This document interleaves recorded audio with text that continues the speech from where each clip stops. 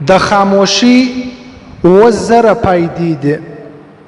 هغه په 2 کلماتو کې جمع دي. هر کلمه 1000 فائدې لري. اول، خاموشي بغیر مشقت عبادت دی.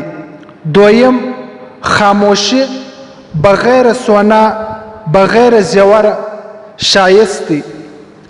دریم، خاموشي بغیر سلطنت هیبت دی. سلرم، خاموشي بغیر دیوالو قلعه ده.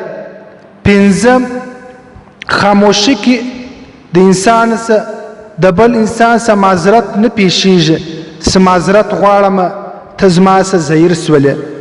شپږم، خاموشي کې کرامن کاتبین راحت دی چې کومې دوې ملکې پر انسان باندې مقرره دي د هغه دپاره راحت دی.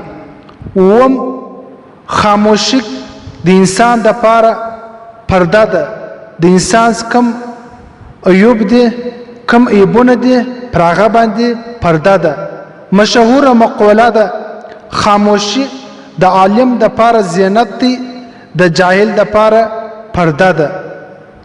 دغه 2 کلمې هر کلمې پر 1000 فایدو باندې مشتمله ده. کم مؤمن مسلمان سي په دغه 2 کلمو باندې عمل وکړي ګواکې د 1000 فایدې حاصله کړي ځان ته.